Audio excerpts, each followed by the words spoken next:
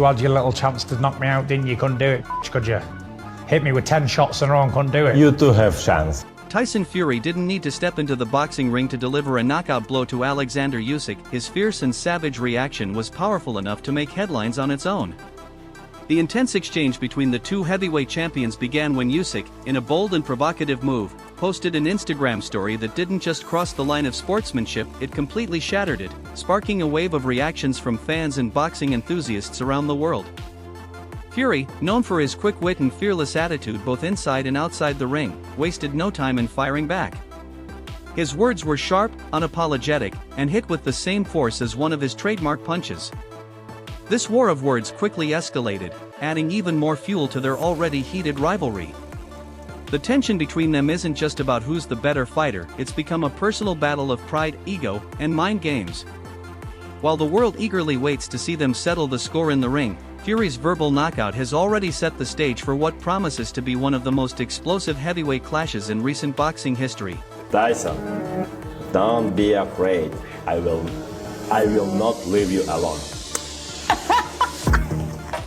Tyson. As excitement continues to build for this highly anticipated rematch, especially in the aftermath of the Mike vs. Jake spectacle that left fans questioning the very standards of professional boxing, it seems Oleksandr Usyk has forgotten an important lesson.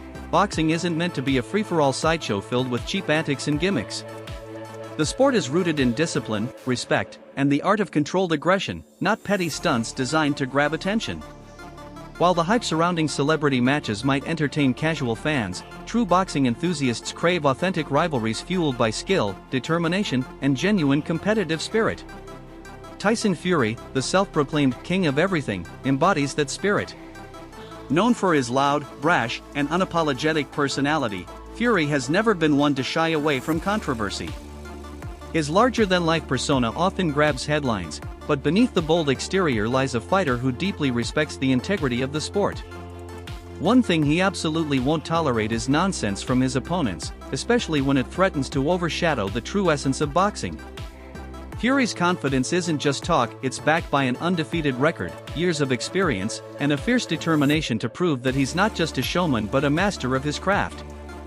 As the rematch draws closer, the tension between Fury and Usyk is more than just a promotional spectacle. It's a clash of values, pride, and the relentless pursuit of greatness. I know his team are a little bit upset. They've even compared me to Vladimir Putin today. I'm not sure why, because I've been rapping Tupac. After all, this is the Gypsy King we're talking about, the man whose entire identity is built on being the best, the undefeated titan who has dominated the heavyweight division with an iron fist and an even sharper tongue. Tyson Fury has always thrived on the aura of invincibility, feeding off the energy of crowds, the roar of fans, and the belief that no one could truly match his skill, size, or mind games. But let's be real, after his first professional loss to Oleksandr Usyk, the cracks in that once impenetrable crown are starting to show, and they're impossible to ignore.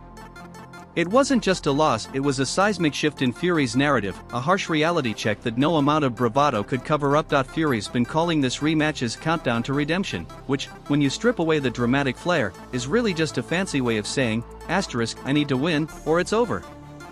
Asterisk, that defeat wasn't some fluke or bad night at the office, it was a wake-up call delivered with precision by Usyk, a fighter who exposed Fury's vulnerabilities like never before. Fury entered that ring too comfortable, too cocky, believing his usual mix of mind games and raw talent would be enough. But he paid the price, especially in that infamous 9th round. Remember that? The round where Usyk didn't just outbox Fury, he dismantled him, making the Gypsy King look like he'd stumbled into the wrong sport by mistake. His footwork lagged, his reactions were slow, and for the first time, Fury seemed unsure of himself. Caught in the headlights of Usyk's relentless assault, it wasn't just a defeat, it was a public humbling of epic proportions, the kind of moment that replays in your head long after the final bell. For someone like Fury, who thrives on being larger than life, untouchable, and always in control, it must have felt like being dunked on in front of the entire world, an ego-shattering experience no amount of trash talk can erase. Now, his talk of redemption feels less like the words of a confident champion and more like damage control, a carefully crafted PR act designed to keep the illusion alive. The real question is he truly confident, fueled by the hunger to reclaim his throne, or is this relentless bravado just a desperate bluff to mask the panic bubbling beneath the surface? Because deep down, even Fury must wonder, what if lightning strikes twice? What if Usyk wasn't just better that night, but better period? Usyk's a worried man, and I've been around fighting men all my life. I can see inside the soul. He knows he's facing the best Tyson Fury. And what we've worked on, and how he is, and how he's been. The stakes couldn't be higher. This isn't just another tally in the win column, it's Fury's entire legacy on the line. Another loss, and the Gypsy King's reign crumbles. You can't call yourself a king when your rival keeps holding the belt you keep losing. Fury knows this, and the pressure is written all over him. This fight isn't just about Usyk, it's about Fury battling for his identity and survival as the heavyweight superstar he claims to be. Meanwhile, Usyk is cool as ever, likely sipping tea while methodically plotting Fury's downfall.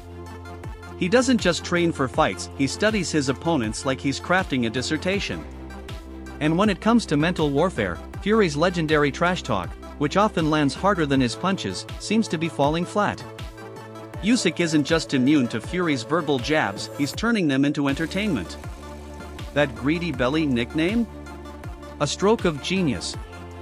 It's more than a playful insult about Fury's fluctuating waistline, it's a calculated dig at his lack of discipline, his arrogance, and his unpredictability. Fury might roar and puff himself up all he wants, but Usyk? He just smirks, firing off one-liners that cut deeper than Fury's loudest rants. The king of trash talk may have finally met his match. Hey, my friend Greedy Belly, continue training. I'm rest, brother. I know. Your hard work is good. Appreciate it. When Tyson Fury stepped into the ring against Oleksandr Usyk last May, he wasn't just battling Usyk, he was also grappling with the circus unfolding in his corner.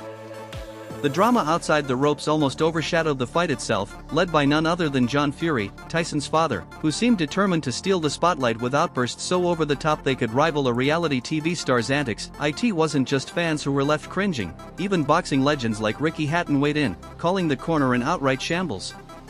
John Fury has always been a wildcard, but that night, he cranked up the chaos to an almost comical level.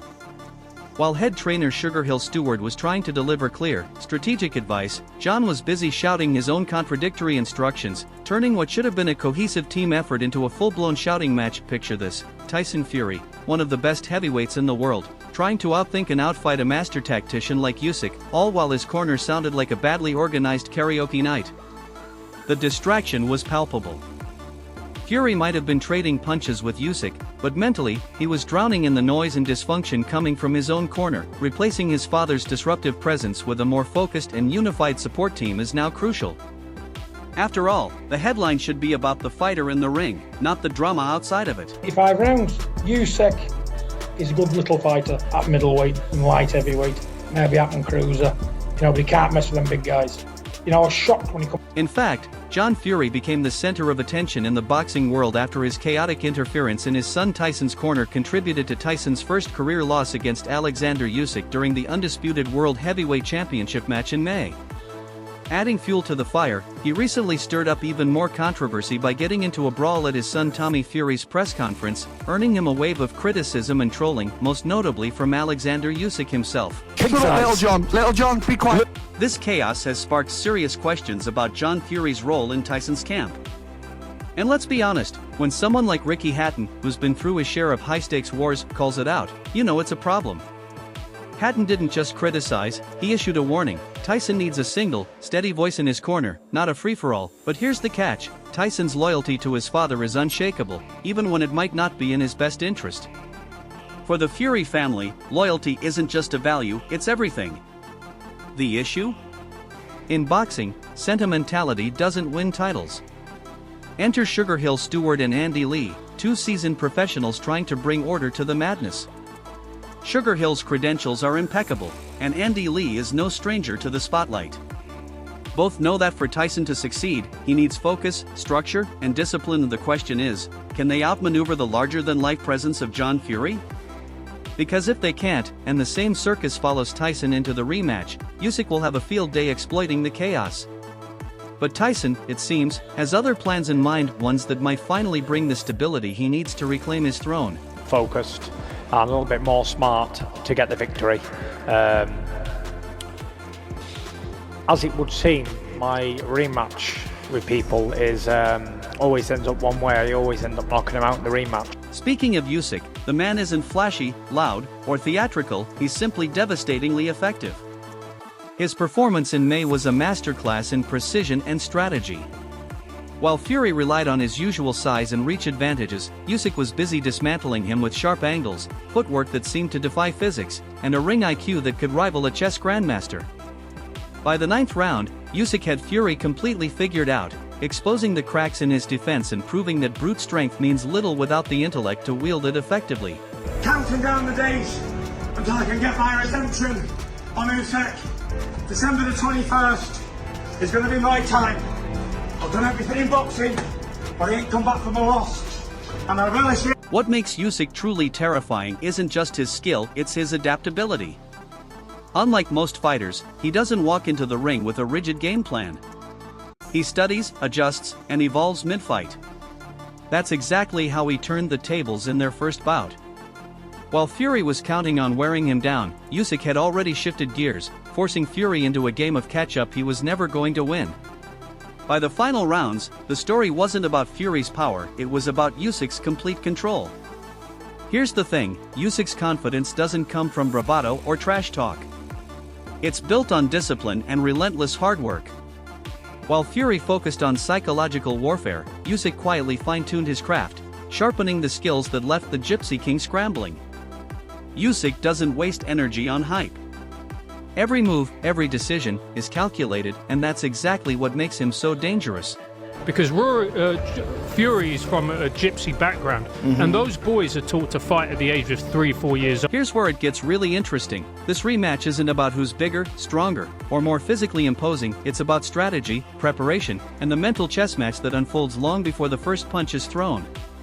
Tyson Fury's size, reach, and his trademark ability to wear down opponents like a relentless human wrecking ball have been his greatest weapons throughout his career. He's used his towering frame and unorthodox style to overwhelm fighters, leaning on them, exhausting them, and eventually breaking their will. But none of that mattered in May because Oleksandr Usyk refused to play Fury's game. He didn't fall into the trap of being intimidated by Fury's physicality. Instead, he neutralized it with surgical precision, masterful footwork, and a fight IQ that's off the charts. Usyk dismantled Fury's game plan piece by piece. He controlled the pace, dictated the rhythm, and exposed gaps in Fury's defense that most opponents couldn't even find, let alone exploit. Every time Fury tried to impose his size advantage, Usyk slipped through the cracks, landing clean shots and pivoting out of danger before Fury could react. It was a masterclass in technical boxing, turning Fury's strengths into glaring weaknesses. The psychological edge that Fury often holds over his opponents simply didn't work. Usyk remained calm, composed, and focused, unaffected by the mind games and theatrics that Fury thrives on. And here's the critical part: if Tyson's corner descends into chaos again, as it did during their first fight, with mixed signals and a lack of clear strategy, you can bet Usyk will exploit it effortlessly. He's a fighter who thrives on his opponent's mistakes, no matter how small. A misstep, a moment of hesitation, or a lapse in focus is all he needs to capitalize and shift the momentum in his favor. Usyk doesn't just fight his opponent, he fights their team, their tactics, and their mental state.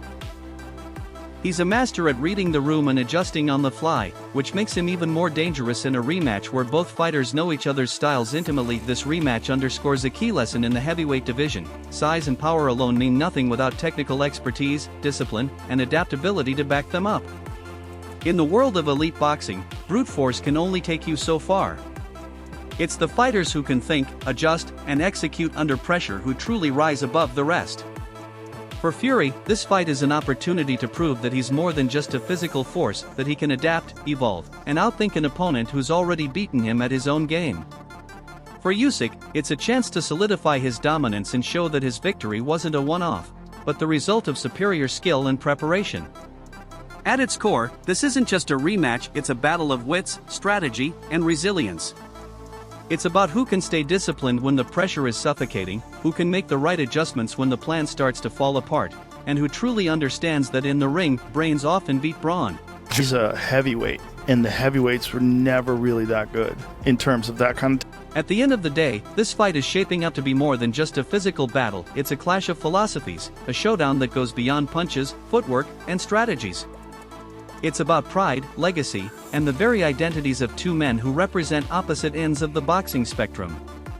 On one side, you have Tyson Fury, the self-proclaimed Gypsy King, whose entire career has been fueled by chaos, unpredictability, and an unshakable belief in his own invincibility. Fury doesn't just fight his opponents, he tries to break them mentally before they even step into the ring. His larger-than-life persona, brash confidence, and the wild energy of his family's chaotic loyalty have always been part of his armor. They've carried him through wars in the ring and battles outside of it. But now, after his loss to Usyk, that armor seems dented, and the question is whether it can hold up under pressure once again. On the other side stands Oleksandr Usyk, the complete opposite of Fury in every way. Cool, calm, and composed, Usyk isn't interested in theatrics or mind games. His focus is razor-sharp, locked in on the fundamentals of boxing, technique, precision, and mental discipline. While Fury thrives in chaos, Usyk thrives in control. He doesn't need to talk trash or put on a show because his performance in the ring speaks volumes. His ability to outsmart and outclass opponents with surgical precision has made him one of the most dangerous fighters in the world.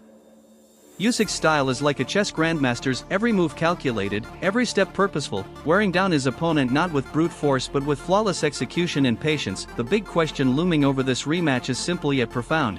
Can Tyson Fury pull himself together, drown out the circus of distractions surrounding him, and rediscover the fire that made him a champion? Or will Oleksandr Usyk prove once again that precision always beats pandemonium, that discipline and focus can dismantle even the most overwhelming force? Because make no mistake, this isn't just another fight for either of them. It's a battle for redemption, respect, and survival in the brutal world of heavyweight boxing, where one loss can redefine a career for Fury. This is about reclaiming his throne, silencing the doubters, and proving that the Gypsy King's reign isn't over. For Usyk, it's about cementing his legacy, showing the world that his victory wasn't a fluke, and that he's not just a great boxer, he's one of the greatest to ever do it. Either way, when the bell rings, it won't just be fists flying, it'll be two contrasting worlds colliding in a battle where only one can emerge victorious. This rematch isn't just a fight, it's a showdown for survival, a defining moment that will echo through boxing history.